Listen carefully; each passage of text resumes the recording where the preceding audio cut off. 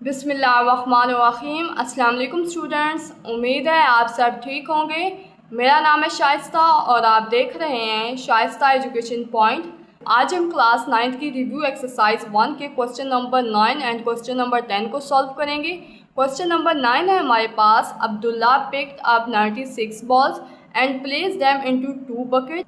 One bucket has 28 more balls than the other bucket. How many balls were in each bucket? ठीक है, यहाँ पे हमें कहा गया कि अब्दुल्ला 96 balls को 2 bucket में रखता है। ठीक है, one bucket has 28 more balls than the other bucket. ठीक है, एक bucket में वो 28 से ज़्यादा balls रखता है दूसरी bucket के लिहाज से। ठीक है, और वो हमें कह रहे हैं कि हर bucket में कितनी balls उसने रखी। ठीक है, सबसे पहले तो हम लिखेंगे total balls।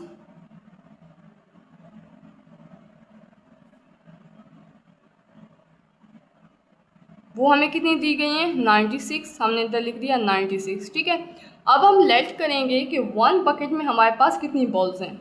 Late the number of balls put one bucket is equal to x. ठीक है, हमने जहाँ पे लेट कर लिया है कि the number of balls put one bucket is equal to x. अब हम जहाँ पे लिखेंगे numbers of balls put in second bucket. ठीक है, दूसरी बकेट में उसने कितनी बॉल्स रखी हैं x + 28। ठीक है, क्योंकि हमें यहाँ पे कहा गया है कि एक बकेट में उसने 28 से ज़्यादा बॉल्स रखी हैं दूसरी बकेट के लिहाज से। ठीक है, तो हमने यहाँ पे कह दिया कि x + 28। ठीक है, 28 से ज़्यादा बॉल्स हैं तो यहाँ पे हमने लिख दिया x + 28। अब हम लिखेंगे according to given condition.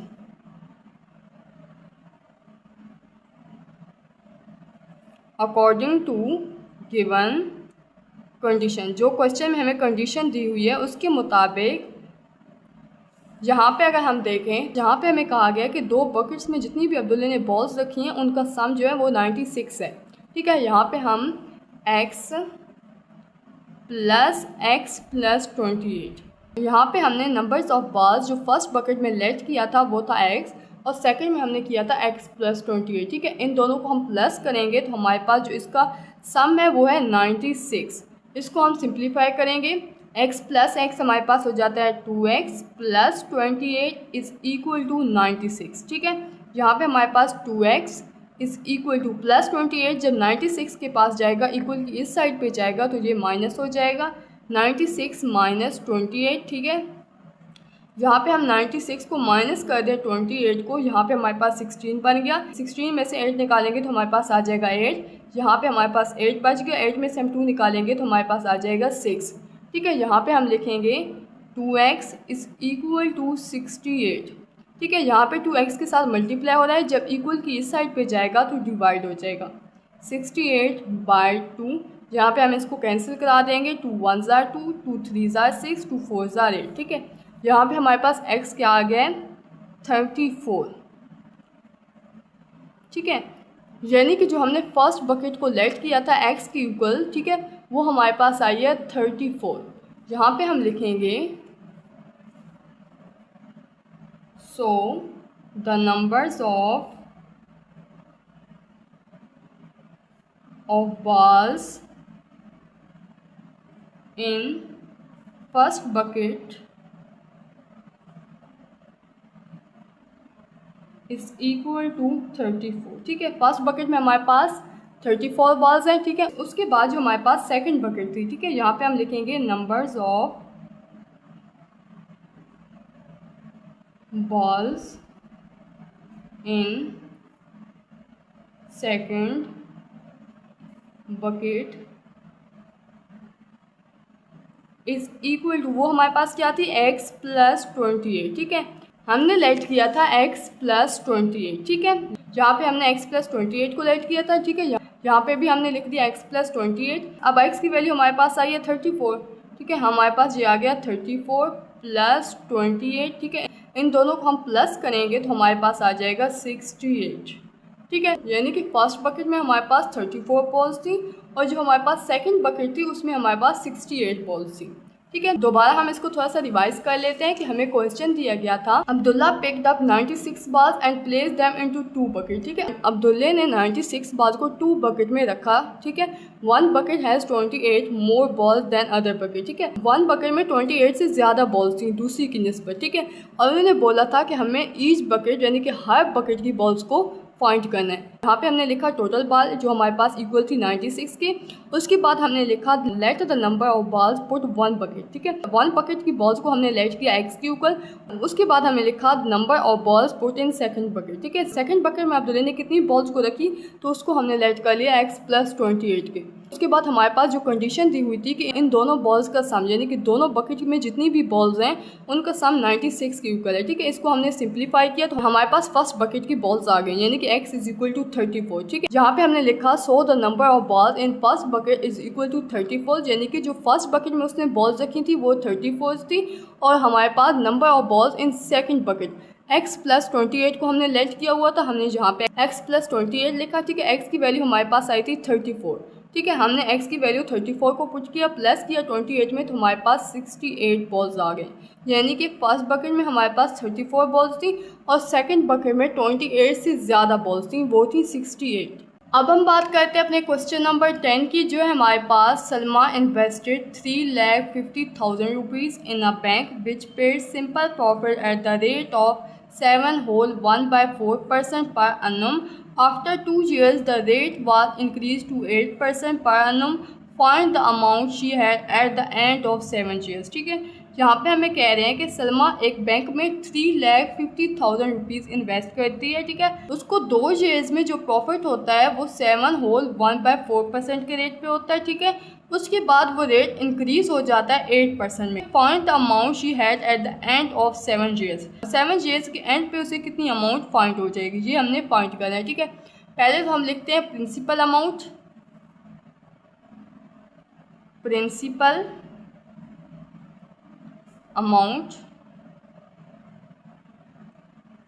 P = ठीक है, ये हमारे पास P है वो है 3,50,000 रुपीज़, ये आ गया।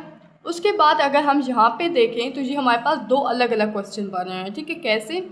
जहाँ पे हमें रेट दिया गया है 7/1/4% आफ्टर 2 ईयर्स। ये तो हमारे पास टाइम हमें दिया गया है 2 ईयर्स। उसके बाद रेट दिया गया है 7/1/4% पे। ठीक है, उसके बाद वो इंक्रीज़ हो गया रेट 8% में। हमने एंड ऑफ 7 ईयर फाइंड करना है। ठीक है, यहाँ पे हमारे पास एंड ऑफ 7 ईयर्स है, यहाँ पे हमारे पास 2 ईयर्स है। अगर हम 7 में से 2 निकालें तो हमारे पास आ जाएगा 5, यानी कि यहाँ पे हमारे पास जो टाइम दिया गया है वो 5 ईयर्स है। ठीक है, सबसे पहले हम गिवन डेटा लिखते हैं। यहाँ पे हम लिखते हैं रेट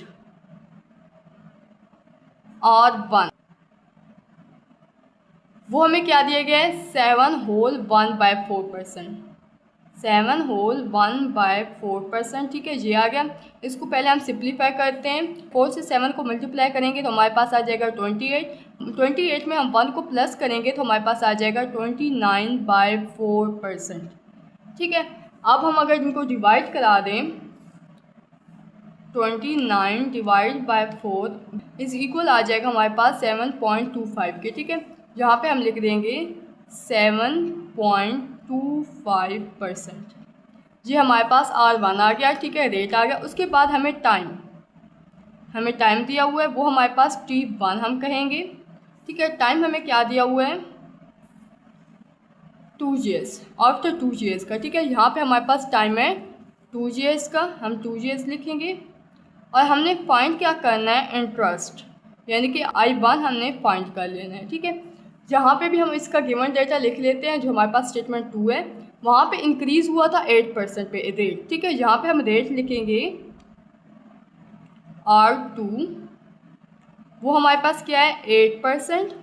ठीक है, उसके बाद हमें टाइम कितना दिया हुआ है 5 ईयर्स का। Time T2 = 5 years. ठीक है, यहाँ पे हमें कहा गया कि वो सारी अमाउंट फाइंड करें जो एंड ऑफ 7 ईयर्स पे दी गई है। ठीक है, लेकिन हम 2 ईयर्स का पहले इंटरेस्ट फाइंड कर रहे हैं तो हम 7 में से माइनस कर देंगे 2 को तो हमारे पास 5 ईयर्स आ जाएगा। ठीक है, यहाँ पे हमने टाइम लिख दिया 5 ईयर्स, जहाँ पे हमने इंटरेस्ट 2 फाइंड करना है। I2 is equal to question mark. ठीक है, अब हम यहाँ पे I1 का फार्मूला लगाते हैं, वो है हमारे पास P multiply R multiply T by 100। ठीक है, यहाँ पे हमारे पास R1 है, T1 है, यहाँ पे भी हम R1 लिख देंगे, T1 लिख देंगे। ठीक है, यहाँ पे अगर हम देखें तो P हमें दिया हुआ है 3,50,000, तो हम यहाँ पे 3,50,000 लिख देंगे।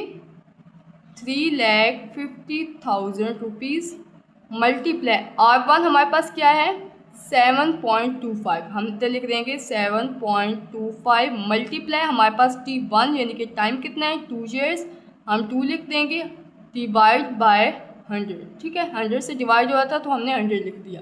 अब हम इन सब को मल्टीप्लाई करा देंगे। 3,50,000 मल्टीप्लाई होगा हमारे पास 7.25 के साथ मल्टीप्लाई, उसके बाद हमारे पास है 2, ये सब इक्वल है हमारे पास 50,75,000 के। हम जहाँ पे लिख देंगे 50,75,000 बाय 100। ठीक है, ये हमारे पास दो सिफर से कैंसिल हो जाएंगी। ठीक है, तो हमारे पास I1 जो है वो हमारे पास आ जाएगा 50,750 रुपीज़ के। ठीक है, ये हमारे पास आ गया। अब यहाँ पे हमने I2 को फाइंड करना है, यहाँ पे भी हम I2 का फार्मूला लगाते हैं, PR/T बाय 100।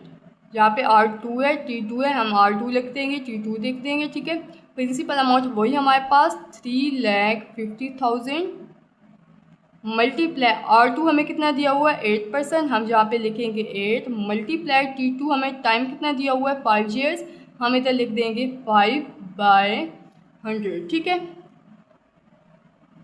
उसके बाद हम इन सबको मल्टीप्लाई करा देंगे।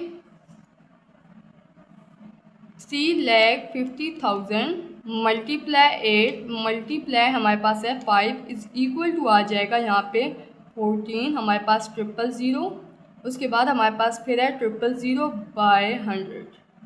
ठीक है, ये 2 सिफर हमारे पास 2 सिफर से कैंसिल हो जाएंगी, तो हमारे पास आ जाएगा 1,40,000। ठीक है, ये हमारे पास आ गया I2। यहाँ पे हमें बोला गया था कि आपने फाइंड करनी है amount at the end of 7 years का। ठीक है, यहाँ पे हमारे पास आया 2 years का, यहाँ पे हमारे पास आया 5 years का। हम लिखेंगे सलमा